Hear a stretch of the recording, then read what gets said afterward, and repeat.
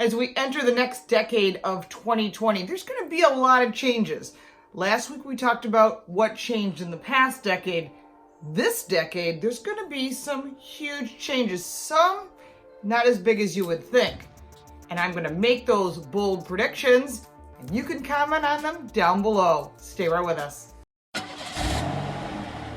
Welcome back to the channel. This is 4 Minute Friday on Car Coach Reports, and I am Lauren Fix. Welcome to the next decade of 2020. It's going to be a lot of changes coming up, and I know many of you just don't like change because it's uncomfortable. It's comfortable to have things the way they are, and this could be a small impact about how things are going to change in the future.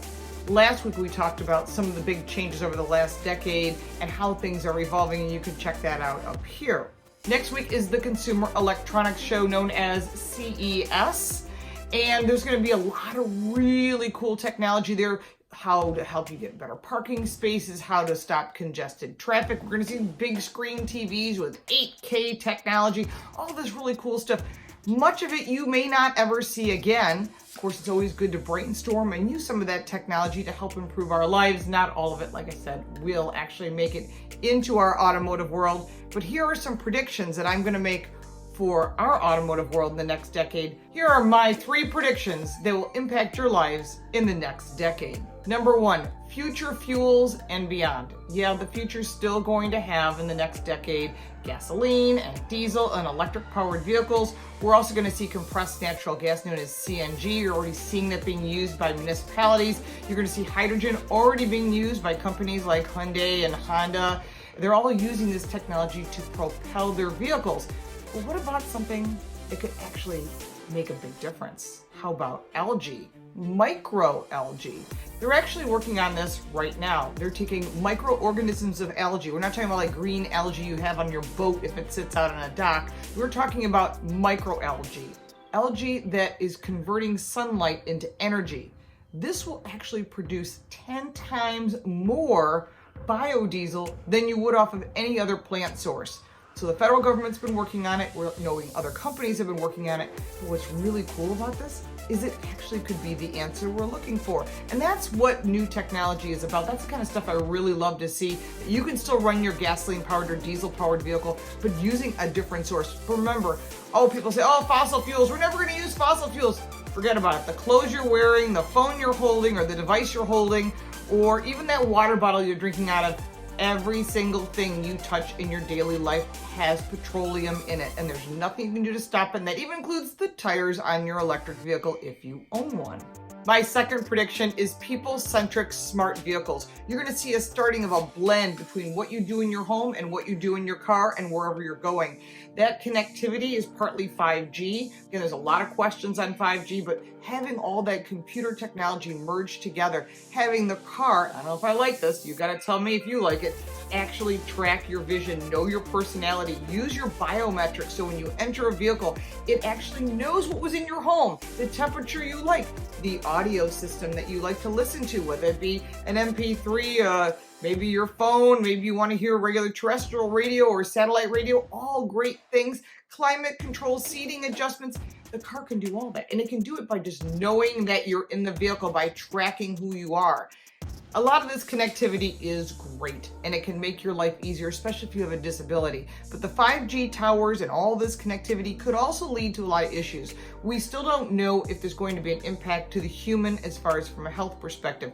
The infrastructure on the grid is extremely outdated, and also we have a problem with so many cell towers need to be going up in little cities. It is an eyesore, but we also don't know, like I said, the human impact. Huge factor. A lot of countries have said we're not going to allow 5G. Some cities have already denied 5G towers, and a lot of consumers don't want to see all those towers all over the place. So that may be part of our future change, but that full connectivity of everything working together, melding together, whether you like it or not, could be the future.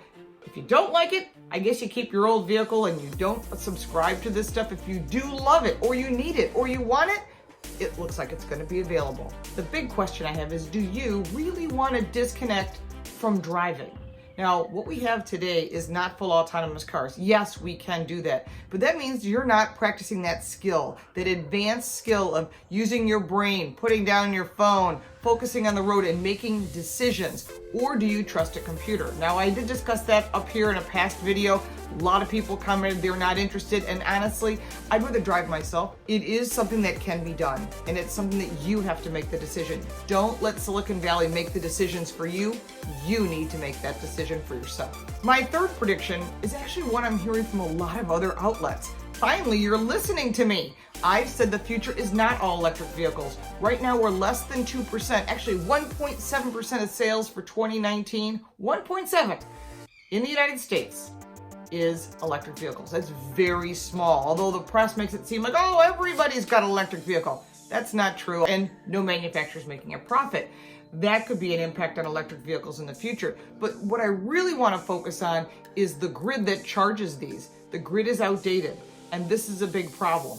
On top of the lack of charging stations everywhere, which can be changed, that can be done, keep in mind you still have loss of the federal tax credit across the United States of $7,500. You're losing it even in China, which is the largest market right now.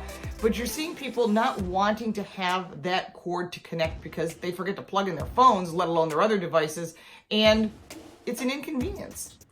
One other factor on electric vehicles and why they haven't really taken hold besides the fact of the government incentive is the cost of gasoline is so low.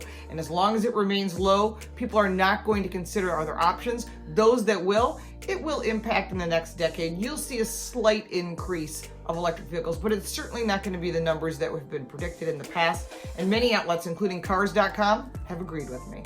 Part of this electric vehicle growth is going to lead to someone being the next trillionaire. That may be you, and if you are, give me a call because I want to be involved in this. That next trillionaire or that next company is going to be gargantuan. It's going to be the one that knows how to recycle all those solar panels, because yes, solar panels are actually not green at all. To produce them is actually polluting more than what they can do for good. So keep that in mind before you go and buy a solar panel. Look at how it impacts the environment if that's the reason you're buying it for. But also all those gigantic batteries that are in all these electric vehicles. There's no way to recycle them. And if you start looking at some of the pictures on a global basis, you'll see them stacked up everywhere. Japan has this problem right now with solar panels. Other countries such as China do, but China will just leave them there. They don't care. Other countries that really care, like in the United States and all over Europe, we don't want to leave these solar panels stacked up.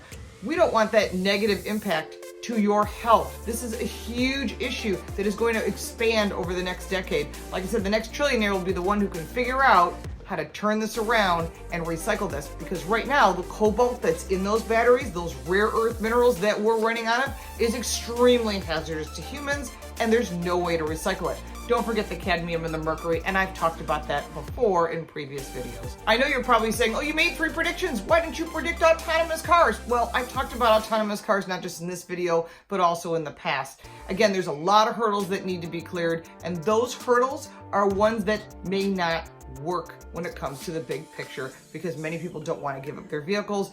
But on top of that, that technology is there. But if it can make the roads safer today with adding things like forward collision warning, blind spot detection, all that great technology that's available today, 2020 is a new decade. Some things will remain the same. Some things will change. The only thing you can't predict is the auto industry. It is constantly evolving. It's constantly working with some of the computer companies that are out there. And so you're going to see a lot of changes. You don't have to accept those changes. You don't have to embrace those changes, but at least know that they're there and be aware of them.